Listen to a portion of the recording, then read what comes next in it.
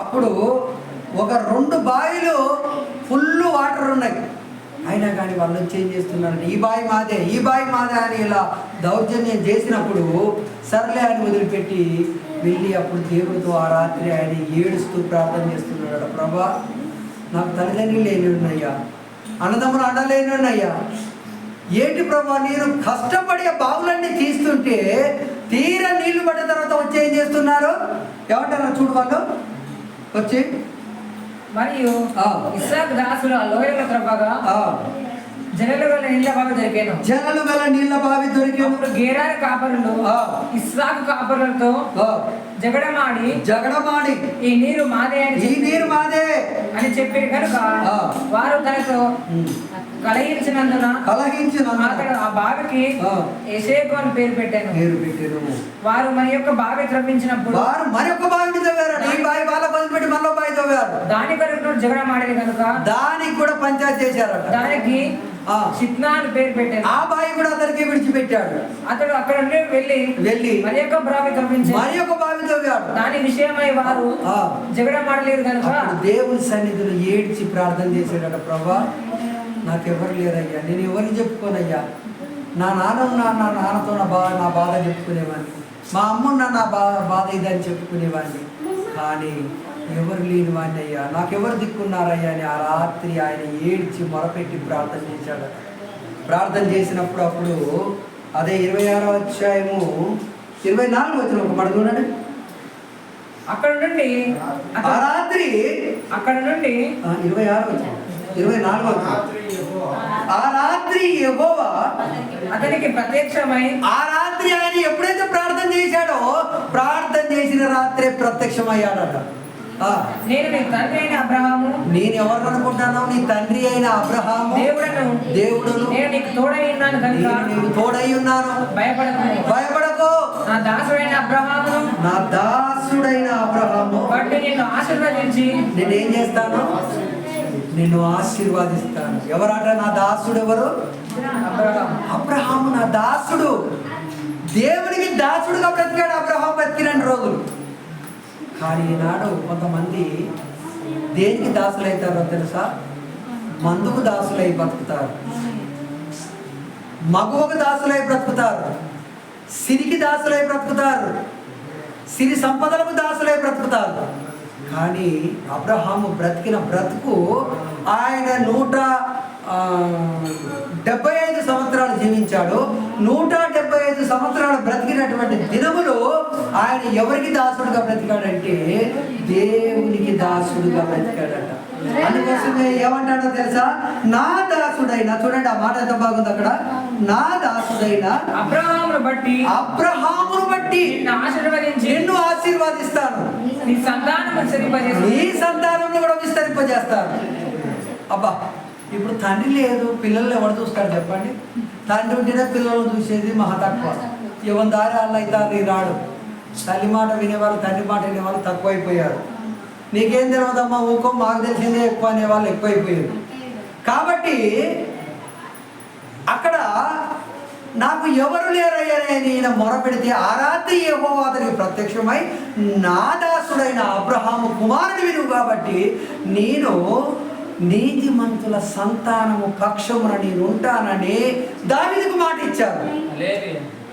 మన కీర్తన గ్రంథం చదువుకున్నప్పుడు ఏమన్నా ఉన్నది? నేను నీతిమంతుల సంతానము పక్షమున ఉండేదను మాట ఇచ్చాడు. అక్కడ ఇక్కడ మాట తప్పడు. ఇప్పుడు ఈనాడు అబ్రహాం చనిపోయాడు, అతనికి దిక్కులేరు, ఒక్కడే ఒంటరిగాడు. ఓ 4 అన్నదమ్ములు ఉన్నారు. అన్నదమ్ముల కాడికైనా పోయి, అన్న నాకు ఇలాంటి కష్టం వచ్చిందని చెప్పుకున్న ఓదార్చేవారు లేరు, అన్నదమ్ములు లేరు, అక్క చెల్లెలు లేరు, అమ్మ నాన్నలు లేరు. అనాథగా ఉండబడినటువంటి ఆయన దేవుని సన్నిధిలో మొరపెట్టినప్పుడు ఆయన అంటున్నాడు, నా దాసుని కుమారుని వినువు. నా అబ్రహాము నా దాసుడిగా బ్రతికాడు కాబట్టి నా దాసుని కుమారుడి కాబట్టి నువ్వు భయపడకో. ఎంతమంది నీ మీదకి వచ్చిన విజయం నీదే అవుతుంది. నీ ఆస్తిని చూసి వాళ్ళు అసూయపడేటట్టు నేను చేస్తా. నువ్వు ఒంటరిగా వచ్చావు కదా, 100 మందిగా నిన్ను చేస్తా. నిన్నే కాదు, నీ గర్భంలో పుట్టే పిల్లలను కూడా. చూడండి, మనం దేవుని పట్ల నీతిగా ఉంటే నువ్వు సంపాదిస్తే ఒకవేళ కనీసానికి నువ్వున్నంత వరకే వాడు బ్రతకొచ్చు మంచిగా. కానీ నువ్వు అదే సత్యవాక్యంలో నిలకడగా ఉండి నీతితో ఉండి దేవునికి విధేయతగా నువ్వుంటే నువ్వు పోయినా కానీ నీ పిల్లల తరం మాట, నీ మనవల తరం ఎన్ని తరాల వరకు చూస్తాడో తెలుసా ఒకసారి దేవుడు?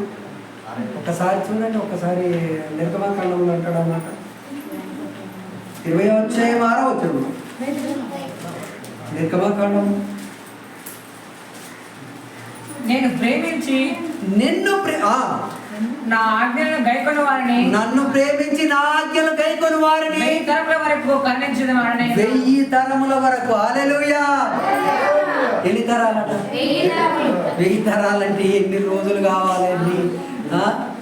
1000 తరాల వరకు నేను కరుణించువాడట.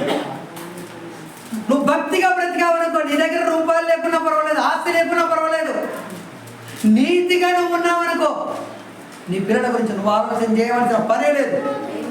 నీ ఆలోచన ఏదో ఆయనే చేస్తాడు. ఇప్పుడు అబ్రహాం ఉన్నాడా? ఇస్సాకు. అబ్రహాం చనిపోయాడు, కానీ ఇస్సాకు గురించి ఎవరు ఆలోచన చేస్తున్నారు? దేవుడు ఆలోచన చేస్తాడు. ఇక్కడ ఫిలిస్తీన్ల రాజు అసూయపడుతున్నాడు. ఒరే, నా దేశాన బ్రతుకురా అన్నందుకు నువ్వు ఏకులా వచ్చావు, పెద్ద మేకులా తయారయ్యావురా నాయన. ఇంత ఆస్తిపరుడు అయితవని నేను అనుకోలే. ఏదో పూటకు లేకొచ్చావో మూలన బ్రతుకుతావు అనుకున్నావు, కానీ నువ్వే సర్వస్వాన్ని ఆధీనం చేసుకుని అంత గొప్పవాడి అయిపోయావు అని చెప్పి నువ్వు ఇక్కడ ఉండటానికి వీల్లేదు, వెళ్ళిపోమన్నాడు. అంటే దేవుని యొక్క ఆశీర్వాదం అని పిల్లల తరతరాలకు ఉంటేనట అది మహా గొప్పగా ఉంటుందట, మహా గొప్పగా ఉంటుందట. అందుకోసం నువ్వు దేవుని నమ్ముకున్నది నీతిగా బ్రతకడానికి. ఎవరైతే నీతితో ఉంటారో, ఏ తల్లిదండ్రి అయితే, ఏ విశ్వాసం అయితే నీతితో బ్రతుకుతాడో నిత్య జీవం అనే పంట కోస్తాడు. నీతితో నువ్వు బ్రతికావనుకో, ఒక పంట వేస్తున్నావు ఇప్పుడు, అదే నీతి అనే పంట. ఆ నీతి అనే పంట వేస్తావనుకో నిత్య జీవం అనే విత్తనం నువ్వు పోస్తావు. నువ్వే కాదు, నీ పిల్ల తరతరాలట. నీ కళ్ళ ముందు ఒక 4 తరాలను చూస్తేనే అబ్బా నాకు 4వ మనవడు వచ్చిండంటావు, 4వ తరం మనవడు వచ్చిండంటావు. అవునా కదా? 4 తరాలకే నువ్వు మురిసిపోతావు. ఆయన అంటున్నాడు, నేను 1000 తరముల వరకు నీ యొక్క సంతానమును నేను కాపాడలేను, నీ సంతానం పక్షాన నేనుంటా. ఎంత గొప్ప మాట చూడండి. ఇస్సాకుతో అన్న మాట ఏంటంటే, ఇస్సాకు ఎందుకు భయపడుతున్నావు? అబీమెలెకు రాజు నిన్ను ఎల్లగొట్టాడని భయపడుతున్నావా? వాడు ఎల్లగొడితే నీకేంటి దయ్యా? వాడినే నీ కాళ్ళ దగ్గరకు వచ్చేటట్టు చేస్తావు. చూడండి ఇప్పుడు మళ్ళీ అదే 26వ అధ్యాయం చూడండి. ఎవడైతే ఎల్లగొట్టాడో మళ్ళీ వాడే ఇస్సాకు కాళ్ళ కాడికి వచ్చేటట్టు చేశాడు. 25వ అధ్యాయం చూడండి. అక్కడ అతడు ఒక బలిపీఠం కట్టి యెహోవా నామమున ప్రార్థన చేయడం మొదలుపెట్టాడు. అక్కడ తన గుడారము వేసాను. అక్కడ గుడారము వేసుకుని ఉన్నాడట. అప్పుడు ఇస్సాకు దాసులు అక్కడ బావి త్రవ్విరి. అంతటా అబీమెలెకు అతని స్నేహితుడైన, ఇప్పుడు ఎవరు వస్తున్నారట? అబీమెలెకు రాజు అతని స్నేహితులు ఎవరి దగ్గరకు వస్తున్నారట? అహోజాతును అతని సేనాధిపతి అయిన సికోనును గిరారు నుండి అతని యొద్దకు వచ్చింది. అతని పాదముల దగ్గరికి వచ్చేటట్టు చేశాడు దేవుడు. హల్లెలూయా. ఎంత గొప్పదో చూడండి. ఎల్లగొట్టిన వాడే, పొమ్మన్న వాడే ఎక్కడికి వస్తున్నాడు? ఇస్సాకు పాదాల దగ్గరికి వచ్చిండట. ఓరి బాబు, ఏంద్రా నాయన మీరు ఎల్లగొట్టిన వాళ్ళు మన దగ్గరికి వచ్చిర్రు ఏంద్రా అంటే, ఎందుకు వచ్చారని అంటున్నాడు. చూడండి. ఇస్సాకు, మీరు నా మీద పగబట్టి మీ యొద్ద నుండి నన్ను ఎల్లగొట్టారు. తరువాత ఎందు నిమిత్తం ఇక్కడ వచ్చినారని అడిగగా వారు నిశ్చయముగా యెహోవా నీకు తోడై ఉండుట చూసితిమి. నిశ్చయముగా యెహోవా నీకు తోడై ఉండుట మాకు అర్థమైపోయింది. నువ్వు ఒంటరిగా వచ్చిన వాడివి. ఏంటి నీ సైన్యం ఏంది, నీ బలగం ఏంది, నీ ఆస్తి ఏంది, నీ అంతస్తు ఏంది? నీకు తండ్రి లేడు, తల్లి లేదు, అన్న లేరు, దిక్కు లేని వాడివి నువ్వు. కానీ యెహోవా నీకు తోడుగా ఉన్నాడన్న విషయం మాకు అర్థమైపోయింది. అందుకోసం మేమెప్పుడు నీ కింది వారిని అని చెప్పి రాజు సైన్యం వచ్చి ఆయన పాదాల దగ్గర మోకరిల్లి అంటున్నటువంటి మాట ఏంటో తెలుసా? అయ్యా మేము సమాధానంగా నీతో కలిసిపోవడానికి వచ్చాము కానీ కయ్యానికి రాలేదయ్యా అంటున్నారు. నీ శత్రువులు నీ పాదముల దగ్గరికి నడిపించే దేవుడు. తలదాచుకోవడానికి అక్కడికి వెళితేనే అతన్ని చూసి అన్నాడు, నీవు మాకంటే బలము కలిగిన వాడివి, మా దేశంలో ఉండటానికి వీళ్ళని వెళ్ళిపో అన్నాడు. ఎక్కడో దూరంగా వెళ్ళిపోయి ఒక లోయలో ఒక గుడారం వేసుకొని అక్కడ జీవిస్తున్నటువంటి ఆయన దగ్గరికి ఆ రాజుని పంపేటట్టు చేశాడు. రాజే వచ్చేటట్టు చేశాడు. నీతిమంతుల సంతానం పక్షాన నీ దేవుడు ఉన్నాడు అనుకో, అది గొప్ప కార్యం జరుగుతుంది. నువ్వు ఎన్ని ఆస్తులు ఇచ్చిపోయినా నీ పిల్లలు అంత గొప్పగా ఉండలేరు, ఎన్ని అంతస్తులు ఇచ్చిపోయినా అంత గొప్పగా ఉండలేరు.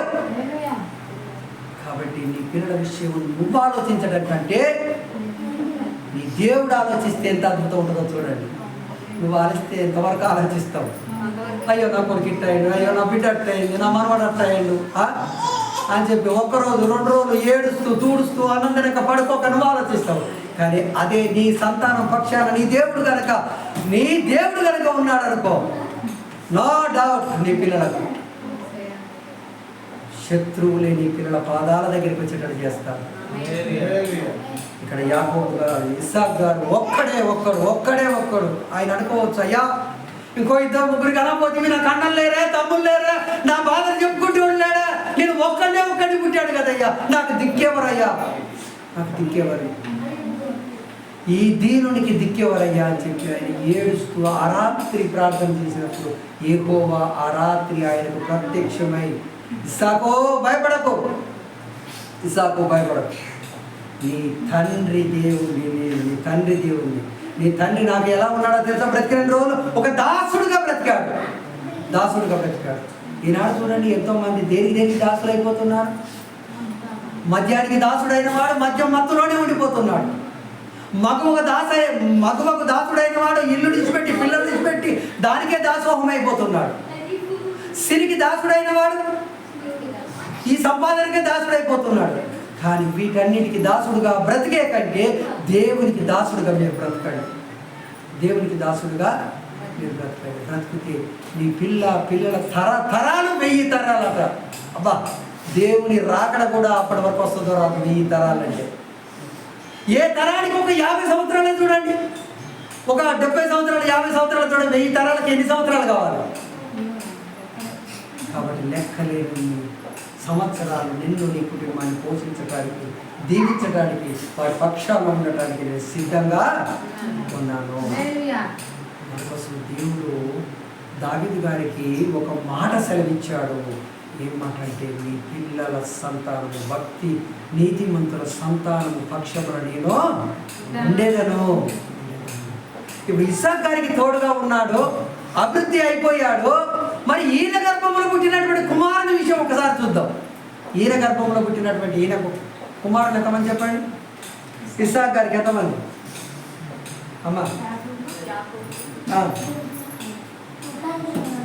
ఏషావు, యాకోబు, ఏషావు, వీళ్ళిద్దరు అన్నదమ్ములు, ఒకేసారి పుట్టినటువంటి అన్నదమ్ములు. యాకోబు గర్భములోనే పెనుగులాడుతూ నేనే ముందెళ్ళాలి, జ్యేష్ఠత్వాన్ని పొందుకోవాలి అని చెప్పి వాళ్ళిద్దరు కడుపులో కొట్లాడుకుంటున్నారట. రిబకా గర్భములో కొట్లాటలు జరుగుతున్నాయట. ఒరే నేను ముందెళ్ళాలరా, లేదా నేను ముందు వెళ్ళాలరా. ఎందుకురా అంటే ఆశీర్వాదాన్ని పొందుకోవాలి, జ్యేష్ఠత్వాన్ని పొందుకోవాలి. ఆనాడు ఆశీర్వాదం కోసం తన్నుకున్నారు, ఈనాడు ఆస్తుల కోసం తన్నుకుంటారు. ఈనాడు దేనికోసం అనుకుంటారు తెలుసా? ఆశీర్వాదం విషయం వాళ్ళకు, ఆశీర్వాదం ఎంత గొప్పదో వాళ్ళకి తెలియదు. ఆనాడు ఆశీర్వాదం మాకు కావాలి, జ్యేష్ఠత్వం మాకు కావాలని చెప్పి రిబికమ్మ కడుపులో ఫైటింగ్ చేసి చివరికి ఏషావు బయటికి వచ్చిన తర్వాత యాకోబు పోనీయకుండా మరి కాళ్ళు పట్టుకొని కూర్చుతా ఉంటాడు. ఒరే వెళ్ళొద్దురా, ముందు వెళ్ళొద్దా, నేను ముందు వెళ్ళాలి. అసలు మంత్రసాలలో ఆశ్చర్యపడ్డారు, ఏంటి అసలు ఇట్లా వీడు మనిషి అంతా వెళ్ళింటే ఆఖరికి కాలు వస్తలేదు. ఏంటంటే కాలు మడిగా వాడు పట్టుకున్నాడు. వీళ్ళు గట్టిగా లాగేసరికి అప్పుడు ఇచ్చిపెట్టాడు. వాళ్ళిద్దరి మధ్యలో ఒక సెకండ్ తేడా, అయినప్పటికీ అతడు గర్భములో ఉన్నప్పుడు తన లక్ష్యం ఏదైతే ఉన్నదో, నేను జ్యేష్ఠత్వాన్ని పొందుకోవాలంటే ఇప్పుడు వీడు ముందుకు వచ్చాడు. జ్యేష్ఠత్వం వానికి వెళ్ళిపోయినందుకు తిరిగి ఆ జ్యేష్ఠత్వాన్ని పొందుకోవడానికి చిక్కుడుగాయ కూర పెట్టి పొందుకున్నాడు. చిక్కుడుగాయ కూర పెట్టేసి తిరిగి ఆ జ్యేష్ఠత్వాన్ని పొందుకున్నాడు. తిరిగి తండ్రి దగ్గర ఆశీర్వాదాన్ని కూడా మోసం చేసి పొందుకున్నాడు.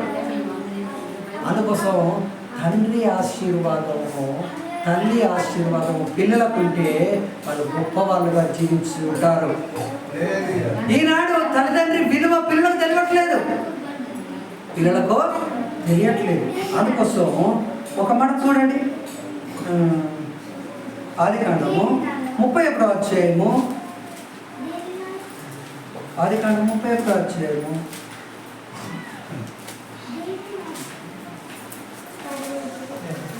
39,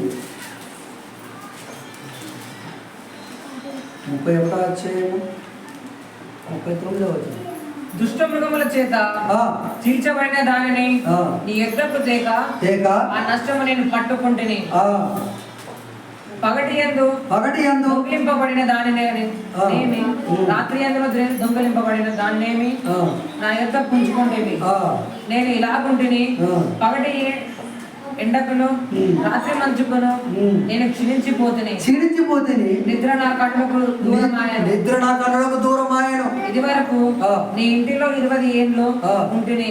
20 ఏళ్ళు మేనమామ దగ్గర జీతం చేసిండు అల్లుడు, మేనల్లుడు.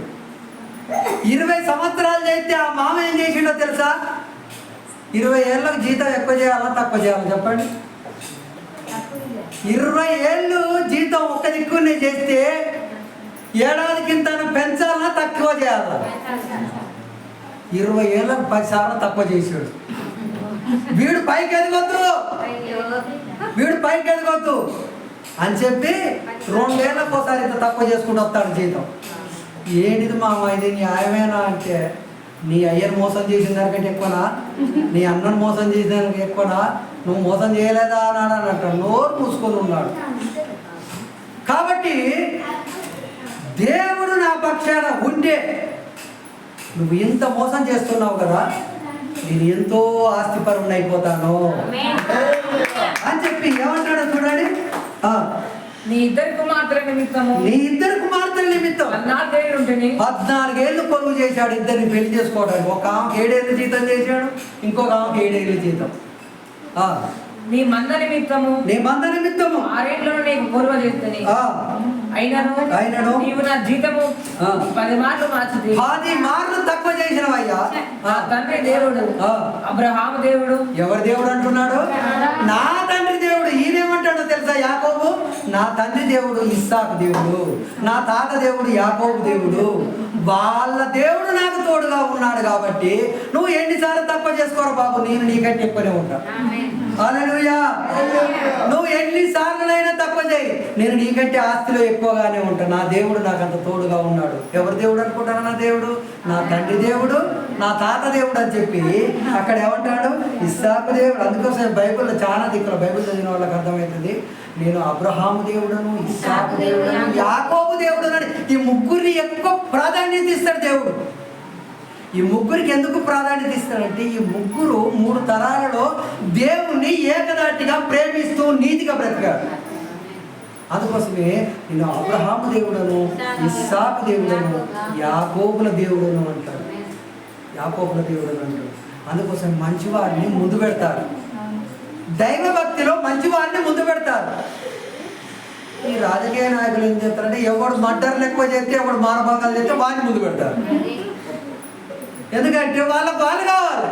దేవుడికి ఇలాంటి వాళ్ళతో పని లేదు. ఎవడు భక్తిలో విశ్వాసంగా ఉంటాడో, ఎవడు వినయంగా ఉంటాడో, ఎవడు వాక్యం తెలిసి ఉంటాడో వాడిని ముందు పెట్టాలి. అయితే ఇక్కడ ఆ దేవుడు కూడా ఏం చేశాడంటే, నీ తండ్రి దేవుడను, నీ తాత దేవుడను నీకు కూడా తోడై ఉన్నాడు. నీ మామ 10 సార్లు జీతం తక్కువ చేశాడా, వాడు నిన్ను చూసి అసూయపడతాడు. వారి ఆస్తి నీ ఆస్తికి కంటే ఎక్కువైపోతుంది. నీకంటే వారి ఆస్తి కంటే నీ ఆస్తి ఎక్కువైపోతుంది అని చెప్పి ఏమంటాడు చూడండి. అబ్రహాము దేవుడు ఇస్సాకు భయపడిన దేవుడు నాకు తోడై ఉండని ఎడల నిశ్చయముగా నీవు నన్ను వట్టి చేతులతోనే పంపివేయదు. ఆ దేవుడు కనుక నాకు తోడుగా లేకపోతే నేను వట్టి చేతులతో 20 ఏళ్ల కింద నీ దగ్గరికి ఎలా వచ్చాను? నేను ఒక కర్ర పట్టుకొని వచ్చాను, వట్టి కర్ర పట్టుకొని వచ్చాను. నా అన్న చంపుతాడని అంటే ఆ సమయంలో ప్రాణభయం కోసం పారిపోయి నీ దగ్గరికి మేనమావ కదా అని చెప్పి నీ దగ్గరికి నేను వట్టి కర్ర పట్టుకొని వచ్చాను. ఇప్పుడు 20 ఏళ్ళ తర్వాత కూడా నువ్వు నాకు అదే కర్ర ఇచ్చి పంపిద్దు. కానీ ఇప్పుడు నా దేవుడు నాకు తోడుగా ఉండేప్పటికే నా గొర్రెల మందలు విస్తారమైన పనులు. అందుకోసం అబ్రహాము నీతిమంతుల పిల్లలకు ఎవరు తోడుగా ఉంటారన్నాడు? దేవుడు తోడుగా ఉంటానన్నాడు. ఇస్సాకు తోడుగా ఉన్నాడా లేదా? అదే కుమారుడు, ఇస్సాకు కుమారుడు ఈయన యాకోబు. ఈయనకు కూడా ఏం చేశాడట? మేనమామ మోసం చేసినప్పటికి కూడా, మేనమామ వంచి వీడు ఆశలో పెరగొద్దని చూసినా కూడా ఆయన ఏం చేశాడో తెలుసా? అత్యధికంగా ఆయన కంటే ఈయనే ఎక్కువ. ఇప్పుడు నా తండ్రి దేవుడు నాకు తోడై ఉండని ఎడల ఏమంటాడు చూడండి. అబ్రహాము దేవుడు ఇస్సాకు భయపడిన దేవుడు నాకు తోడై ఉండని ఎడల నిశ్చయముగా నీవు నన్ను వట్టి చేతులతోనే పంపిద్దు మామ, వట్టి చేతులతోనే పంపిద్దు. కానీ నేను వచ్చింది ఒక్కడిగా వచ్చాను. ఇప్పుడు ఒక మహాసైన్యంగా వెళ్తున్నాను.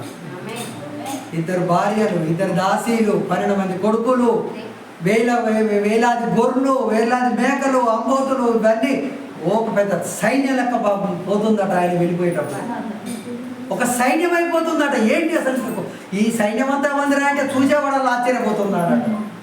అరే యాకోబు ఒకనాడు 20 ఏళ్ళ కింద ఒంటరి వాడిగా పారిపోయినాడు కాదురా వాడు. పారిపోయినాడే, పతనమైపోయిన వాడే, పతాక స్థాయికి చేరిపోయాడు. ఇప్పుడు పతాక స్థాయికి చేరిపోయాడు.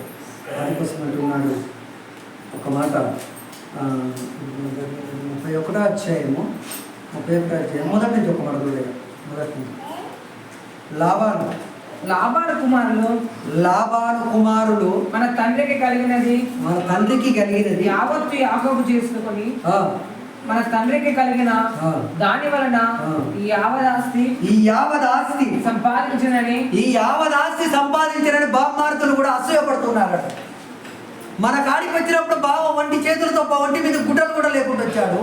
ఈనాడే ఏంటండి ఇంత ఆస్తి అని చెప్పి అక్కడ ఏమంటారో తెలుసా? లాభాను ఎవరో తెలుసా? వాళ్ళ మామ. ఆయన లాభం లేని ఏ పని చేయడు. లాభం లేని ఏ పని చేయడు. లాభాను వాళ్ళ మేనమామ. కాబట్టి వాళ్ళ కొడుకులు అంటున్నారు, నానా బావ మన కాడికి వచ్చినప్పుడు ఏం తీసుకొని వచ్చాడు బావ? నానా ఏం లేదు కదా, ఇప్పుడు ఏంటి ఆ ఆస్తి ఏంటి, ఆ అంతస్తు ఏంటి, అన్ని వేల గొర్రెలు మందలు విస్తారమైనటువంటి సిరి సంపద ఏంటయ్యా అని చెప్పి అసూయపడిపోతున్నారట బామ్మార్దులు. దాని వలన యావదాస్తి సంపాదించనని చెప్పుకొని మాటలు యాకోబు వినెను. మరియు అతడు లాబాను ముఖము చూసినప్పుడు అది నిన్న మొన్న ఉండినట్లు అతని ఎడల ఉండలేదు. కొడుకులు వచ్చి ఎప్పుడైతే అన్నారో ఒంటరిగా వచ్చినోడు ఇంత ఆస్తిపరుడైపోయాడు, ఇంత ఒక సైన్యం లెక్క అయిపోయిందని కొడుకులు అనగానే ఈయన కూడా ముఖం మార్చుకున్నాడు. ఆల్రెడీ 2 బిడ్డలను ఇచ్చాడు, 12 మంది మనవరాలు, 12 మంది మనవలు, ఒక మనవరాలు, ఇంతమంది అయినప్పుడు సంతోషించేది పోయి ఏమన్నాడో తెలుసా? ఇతడు కూడా అసూయపడ్డాడు, ముఖం మార్చుకున్నాడు. ముఖం మార్చుకున్న చోట మీరు ఏమైనా ఉండగలుగుతారా? వెంటనే వాడి ముఖాన్ని చూశాడు. ఓరి మామయ్య, నీ ఇంట్లో నేను ఒక్క క్షణం కూడా ఉండను. 20 ఏళ్ళు ఉన్నాను, ఓపిక పెట్టాను, ఇక మాత్రం 1 సెకండ్ కూడా నీ ఇంట్లో ఉండను అని చెప్పి ఏమంటాడు చూడండి. అప్పుడు యెహోవా నీ పితరుల దేవుడను నేను దేశమునకు నీ బంధువుల యొద్దకు తిరిగి వెళ్ళు, నేను నీకు తోడై ఉంటాను. యాకోబుతో చెప్పాడు. హల్లెలూయా! ఎంత గొప్ప మాట చెప్తాడు, నేను నీకు తోడై ఉండను. ఇక్కడ ఇస్సాకు లేడు వాళ్ళ నాన్న ఆదరించడానికి, రిబకమ్మ లేదు ఆదరించడానికి.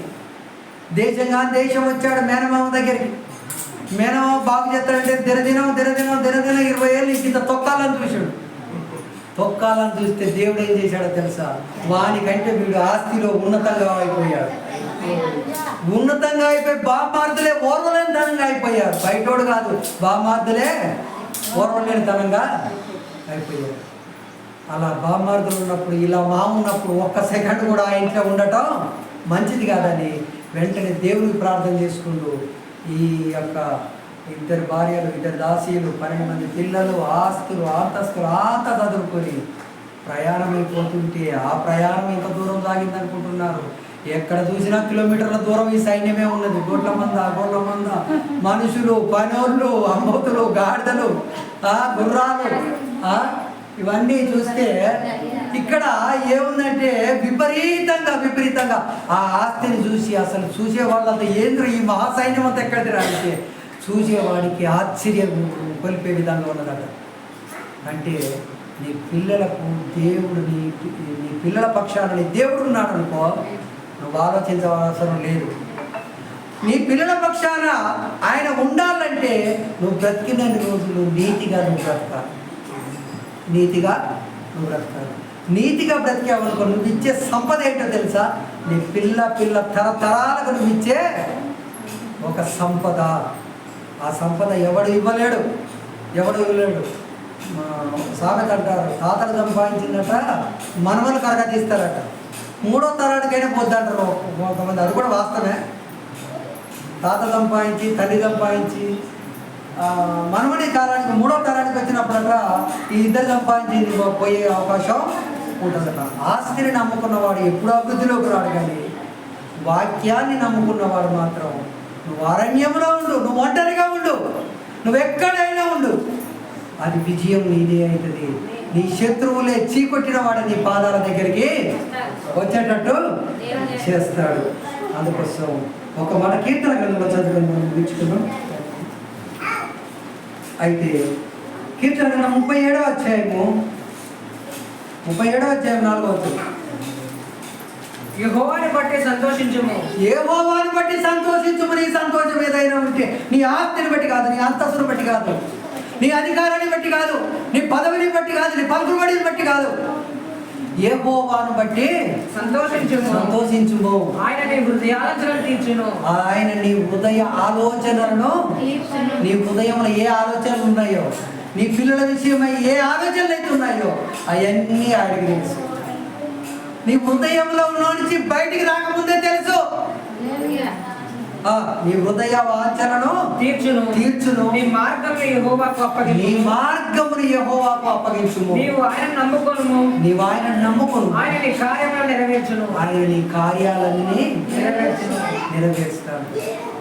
నీ కార్యం నువ్వేం చేయాలనుకుంటున్నావా? ఇల్లు కట్టాలనుకుంటున్నావా? ఆ కార్యాన్ని నెరవేరుతాడు. పెళ్లి చేయాలనుకుంటున్నావా? ఈ కార్యాన్ని నెరవేరుతాడు. నీ పిల్లలు ఉద్యోగంలో ఉండాలనుకుంటున్నావా? ఆ కార్యంలో కూడా నెరవేరుతాడు. కానీ నువ్వు చేసేదన్నా ఏం చేయాలో తెలుసా? దేవునికి నీతిగా బ్రతికే ఒక కుమార్తె కనుకుండాలి. నీతిగా ఉండే ఒక కుమారుడిగా జీవించాలి. విశ్వాసంలో ఎదగాలి.